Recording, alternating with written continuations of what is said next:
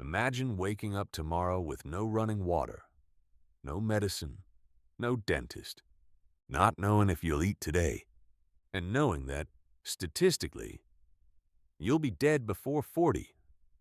Welcome to the Middle Ages, and it's nothing like you think.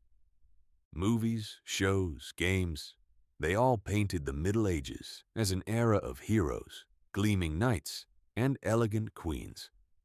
But the reality, it was dirty, brutal, and full of things nobody ever told you. Today we're going deep into this era. The cities, the food, the diseases, the religion that controlled everything, the castles, the peasants, the wars, and some facts that will leave you speechless. Stay until the end, because the most surprising part comes right in the middle. Forget the idea of a beautiful, organized medieval city. What existed was a chaotic maze of narrow alleyways, wooden houses crammed against each other, and a smell you'd rather not imagine. Most cities had no paved roads, no street lighting, no sanitation. Sewage went straight into the street, literally. People threw waste out the window and still shouted, "Heads up," before doing it. That was considered polite. Pigs roamed freely through the streets to clean up organic waste, and nobody found that strange. Even so, the cities were full of life. Loud markets, craftsmen, fairs, musicians on street corners. It was chaotic. It was filthy. But it was alive. What ended up on your plate depended entirely on where you were born.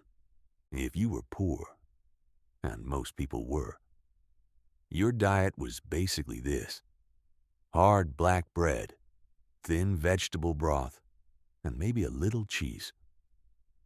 Meat? A massive luxury.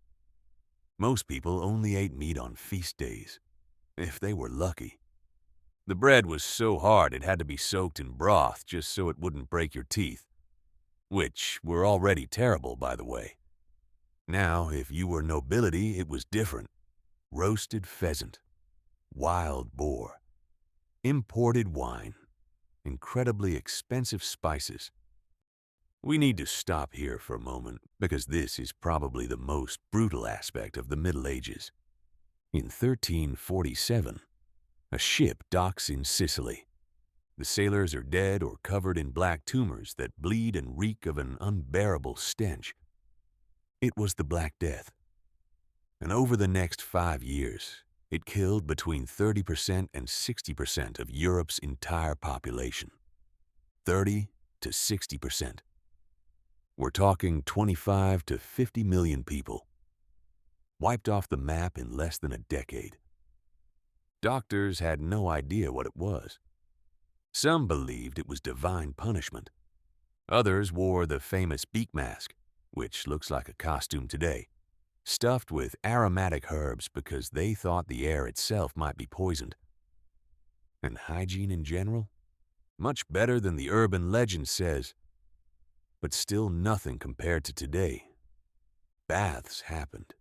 Teeth were scrubbed with cloth and ash, but with no antibiotics, no vaccines, no safe surgery.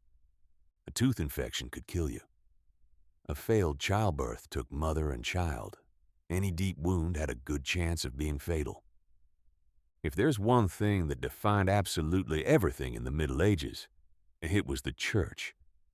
It wasn't just religion. It was government. It was law. It was science. It was psychology.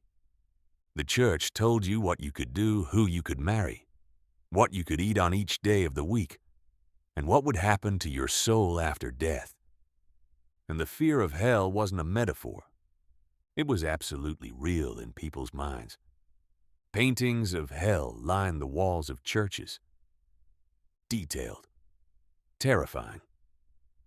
For illiterates who couldn't read the Bible, those images were the message.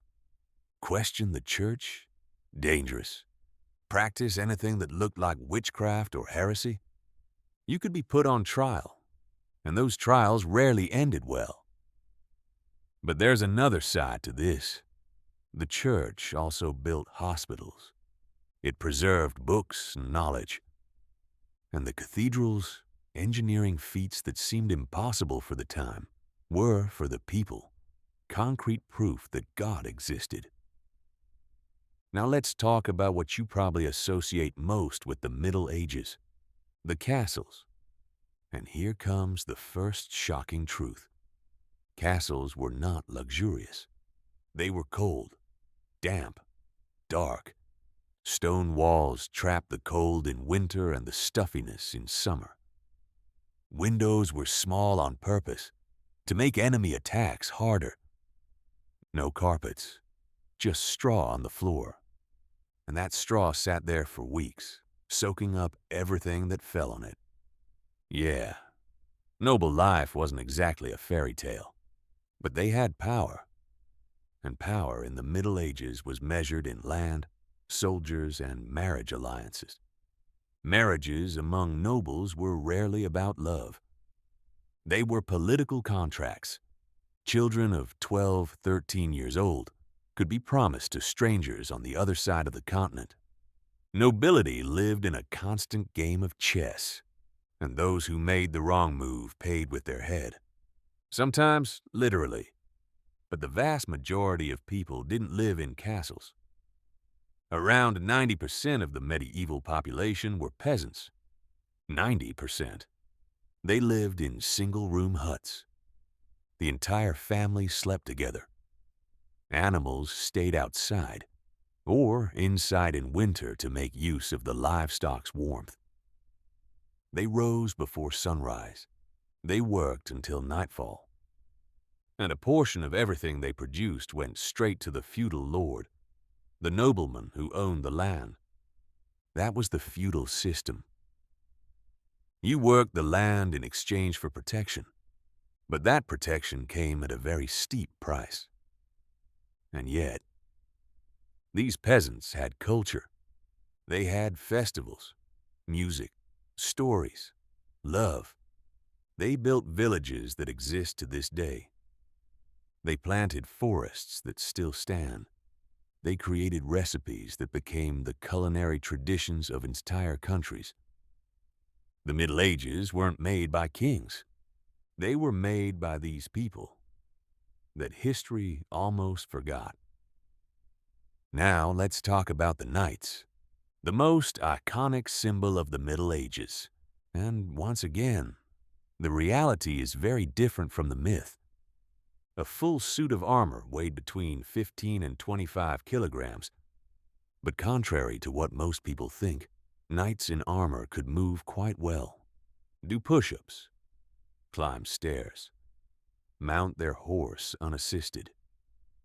The problem came when you fell. Alone on the ground in full armor, you were basically a turtle flipped on its back. But medieval warfare was far more than epic cavalry charges. The great strategy was the siege, surrounding an enemy city or castle and waiting. Weeks, months, sometimes an entire year. And inside the walls, the situation became desperate. Food ran out. Water became contaminated. Disease killed more people than swords did. And when actual battle broke out, absolute chaos. The crash of metal, screaming, smoke, horses in a panic.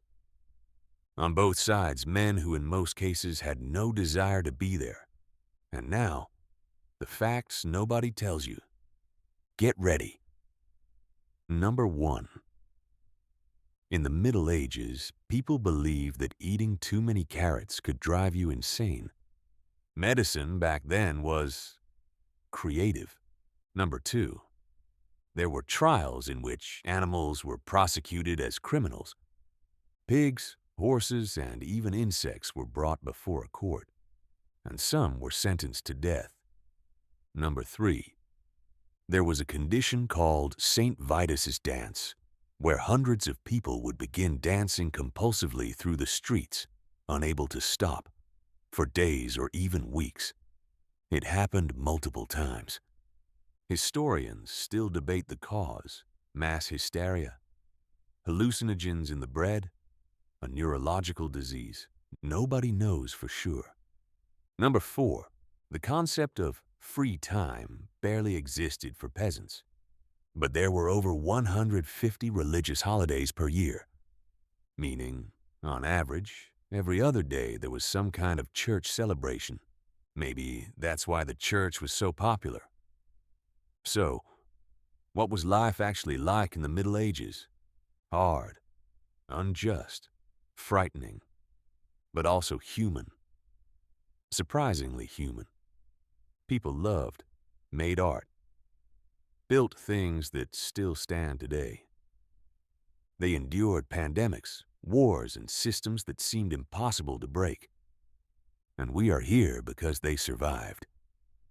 Next time you complain about something in your day, remember that at some point in history, one of your ancestors woke up in a straw hut, hungry, freezing, not knowing if they'd survive the winter. And they did. If this video made you see history differently, share it with someone who deserves to know this stuff. And if you haven't subscribed yet, do it now. There's a lot more great history coming.